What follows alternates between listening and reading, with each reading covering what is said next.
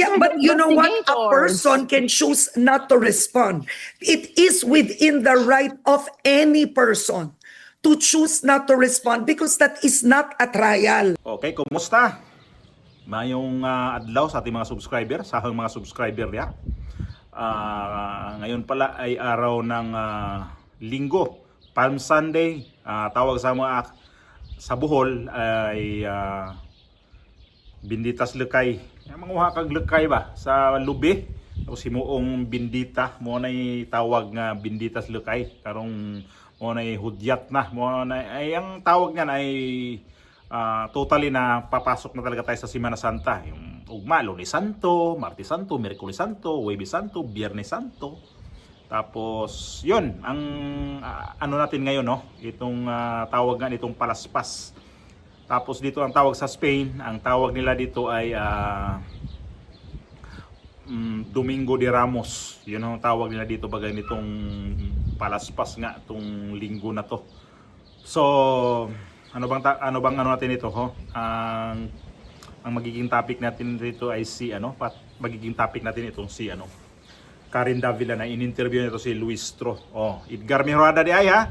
Edgar Mejorada, taga Bohol, taga Pilarco, ha? San Carlos, Pilar Bohol. Kung kasi na mangutana di ha ba? Taga San Carlos, Pilar Bohol ko, Edgar Mejorada, OFW o Overseas Filipino Worker dire sa nasod sa Espanya o bansang Spain. Dito po ako nagtatrabaho bilang ordinaryong OFW. So, ang nasabi ko na nga, nung una, ito yung interview ni Karen Davila dito kaya Luis Tro. Sino nakapanood nito na in-interview na to? Na siguro mga 3 days na siguro itong interview na to. At hindi ko to nagawan pa ng reaction. So, ito late itong paggawa ng reaction. So, pakiusap lang din na itong video na to na kinuha ko para ipakita sa inyo ay mahaba-haba ho ito. Sana panoorin ninyo itong video na kinuha ko, ni-record ko para ito ay gawin nating reaction. Pasok ko muna itong video, mamaya magsawa kayo dito sa Baking Bungad kasi may mga 2 minuto na mahigit. So, ito muna si Karen Davila. Mamaya tuloy natin. Okay, so let's call it a clarificatory hearing, no? Para sa akin kasi malinaw na it's looking for probable cause. So let's go to this. You have issued, well, you took a vote, right? Humingi ng boto at nagpasabina kayo. You're gonna issue subpoenas. Let's talk about the subpoena to one of Vice President's Duterte's lawyers, Attorney Michael Poa, all right? Sinagot nila that they did answer. One, for whatever reason, they did reply, right? They did reply. The non-reply is their interpretation is a response. So that's number 1. The Vice President not attending the hearing, they may have a point and say, what makes that any different? Si former President Estrada, hindi naman nag-attend. Si Corona, si Gutierrez, ang dami, hindi naman nag-attend sa any House hearing. Right? Kumbaga, it was brought directly to the Senate. So they may argue that's not a form of disrespect because they did reply. Right? That is not a trial. So when you call Attorney Poa, what does the House expect from him? Why do you want him there? Well, from the point of view of the justice members, most especially the proponent, it was Congressman Tino, right? He believes that Attorney Poa, as then COS of DepEd ba yun or OVP, Yeah. played a significant part, even if not through the document, but by action in the utilization, alleged misuse of confidential fund, no? At alam mo, Karina, one thing, sorry, Karen, alam mo, Karen, it's okay, sorry. no problem. One thing that we must understand here, the committee is a collegial body. All decisions are done by way of majority vote. So, okay. Ganito yan eh. But Representative, But Representative, etong tanong. So Attorney Poa goes there. I'll give you a scenario. He refuses to answer questions. He'll say, I don't believe that this is the forum. Right? Let's say hypothetically, you have to remember they have a defense strategy. I mean, I don't know what it is, but what if Michael Poa will be used as a witness in the trial proper? Because you yourself said he was in a position then, right? During that time, he knows where the funds were spent. So he may not be one of the lawyers in the hearing, in the trial proper, but they could use him as a witness. We don't know that. But by bringing him there, o sasabihin ng kasamahan mo, we will cite you in contempt for not responding. So that's when this gets blurry. He can choose not to respond. He can choose not to cooperate because it could be a part of the strategy. This is why ang tanong ko, what is the role of the members? You know, he can choose not to answer. The members Yeah, are but the you know what? A investigators. person can choose not to respond. It is within the right of any person to choose not to respond because that is not a trial. Kaya yan yung tanong ko eh. Aren't you already crossing the line at this point by you're actually, ang pinapasabi na nyo are probable evidence ha? Nandun na kayo eh. So, yan ang tanong ko. Okay, what if Attorney Poa refuses to respond? Can you cite him in contempt? Oh, that's a basic question. Can you? He has to cite the ground for refusing to respond. Okay, so a No? possible response, Mr. Chair, I cannot respond because this will be part of the evidence in the upcoming trial. By responding, we will be handing out our strategy. As a team, we have decided not to respond in this hearing. O paano kayo ngayon? Because they are not recognizing the constitutionality of Not the necessarily. proceeding. Is that the They reason? can say, we recognize this, but I am limited. I cannot give out details. O Well, paano yun, ma'am? it will depend on the members of the Justice Committee. May rules tayo. Inciting But how far can you go? resource Yan ang persons tanong. in contempt, no? It Okay. will depend on how the justice members will be reacting to the failure or refusal of the resource person or the witness to respond. Because let's say you cite a person in contempt, di i-detain nyo, ipapakulong nyo. Hindi pa trabaho na yan sa actual impeachment trial? Parang you are really acting like a court. That's my question. If you go this way, I have another question. You bring in the SAL-N of the Vice President, right? That Representative Redon says increased by 100-fold. I'm reading it right now, okay? Which is fair, okay, that her SAL-N increased from 2007 to 2005, I believe. Yun ang contention. Okay. The SAL-N in itself is not a crime, right? But she has to defend how her SAL-N increased. O eto tanong ko, ma'am. By defending it in the House, is not that already a trial? He Because is part of the investigators and it is incumbent upon him to know the truth behind his allegations. It could be belying the allegation in the complaint. It could be proving the allegation in the complaint. So itong mga searching questions, no, which will be raised on the basis of the Because- SAL-N by because let's Congressman say- Redon will have no certainty yet as to its result, diba? So what is being done here really, or what will be done by the investigators or the justice members, are to raise questions, to investigate whether there is basis really enough to constitute probable cause in the allegations in the complaint. Remember, Karen, na-declare siyang sufficient in form, na-declare siyang sufficient in substance, na-declare din siyang sufficient in ground. Under the rules, So and why even not under send the it to a vote already? It's already been declared sufficient in because grounds. it is in Why the not rules. send it to a vote? That's the Because question. it's in the some rules. because And the then rules you have provide for a hearing proper. Okay, What are we but supposed to ma'am, do? but ma'am, isn't this also an opportunity for grandstanding to actually No, elongate the hearing? You know, no. instead of the vice president having her day in court in the Senate. And frankly speaking, I'm being objective here. These are legitimate academic questions that are now being taken up by law students if the House Justice Committee is going overboard. Yun yung tanong in classes today. How can we be overboard if what we're doing are all in the rules of impeachment, which has been the rules since the past impeachment processes, no? And how can we do away with this process when it is provided under the rules that we're supposed to conduct a hearing proper, to issue subpoena, to question the witnesses for us to be able to be guided? Kung may probable cause ba o wala. I was discussing this with the justice members yesterday. Anong sabi ng mga justice members? Kung hindi tayo mag-hearing proper, kung walang presentation ng evidence, kung walang issuance ng subpoena, how else are we going to determine the existence or non-existence of probable cause?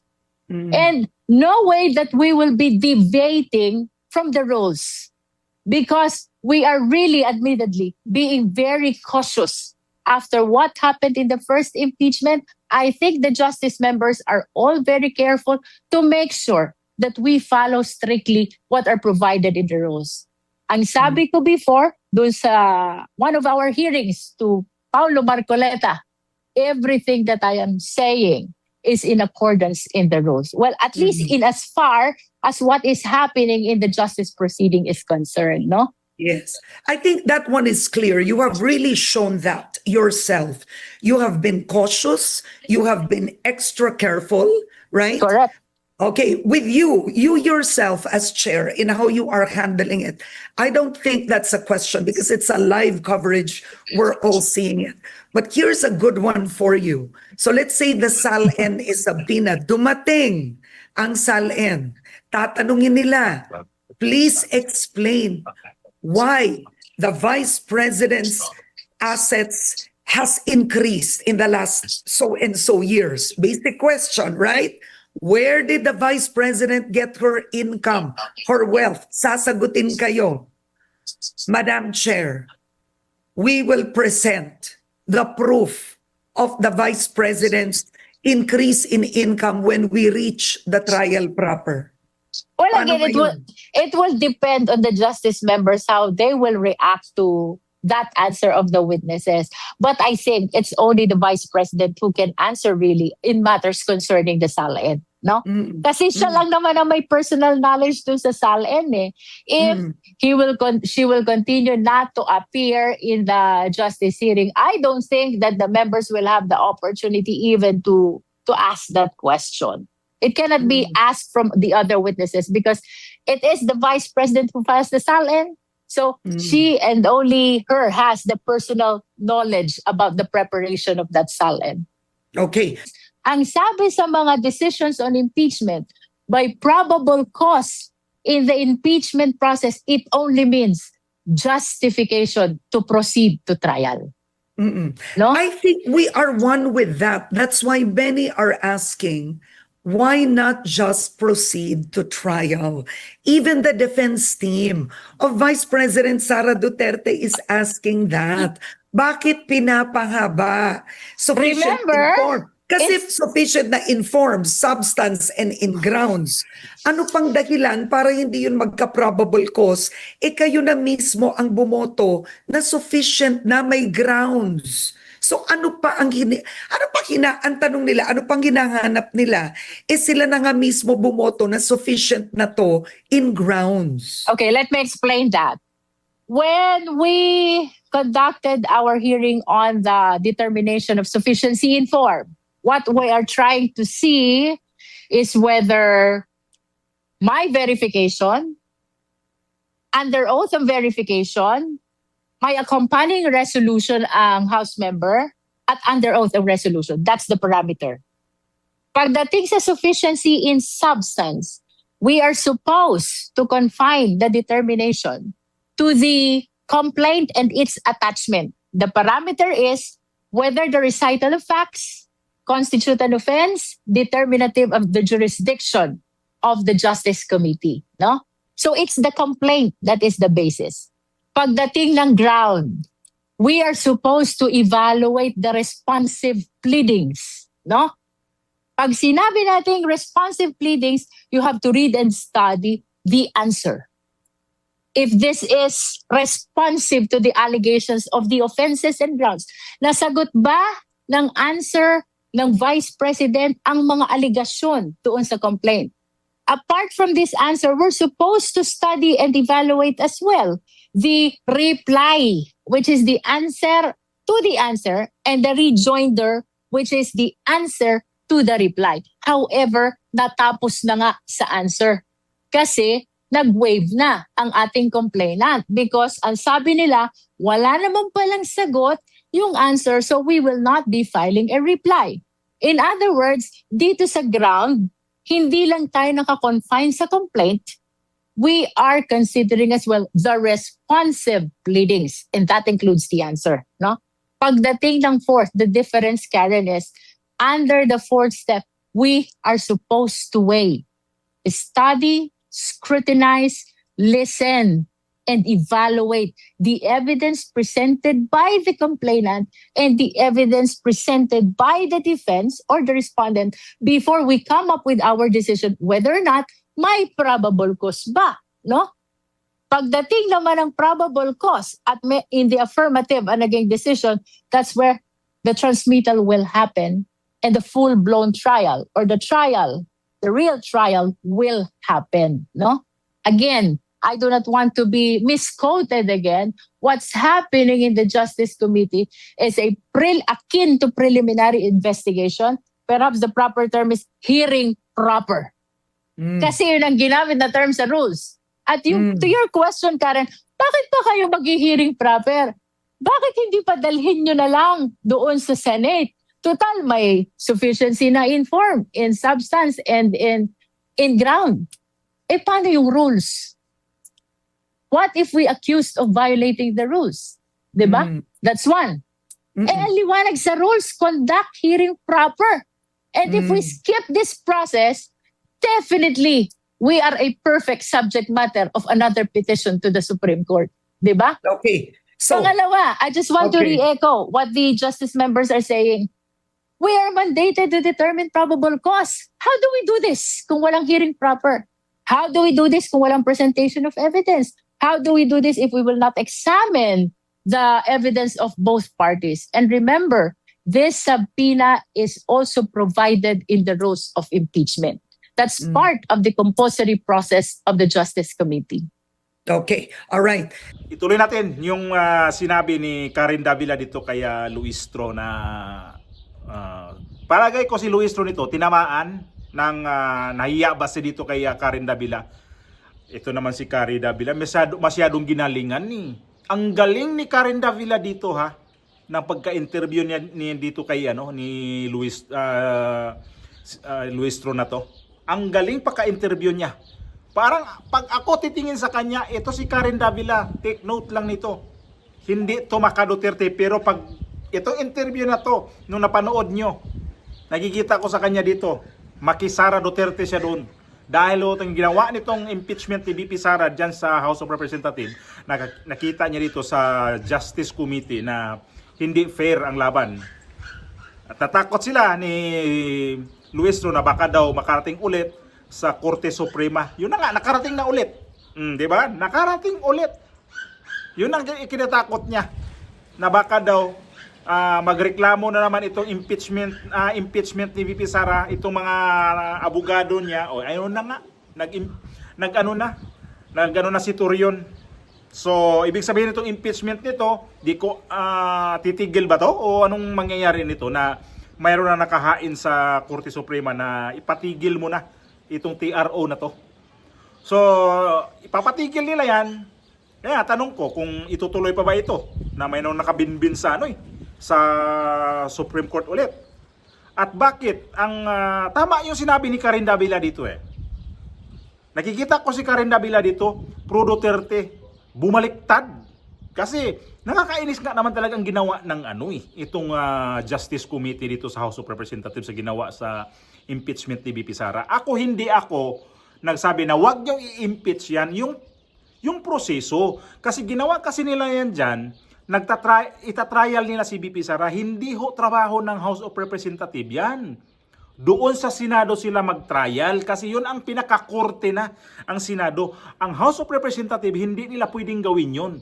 Tapos ang sabi pa nila, ang kanilang mga ebidensya, nagbabase sila sa ebidensya sa mga substance na yan, ano pinagsasabi niya, nagdidepende daw ho yan sa final na impeachment.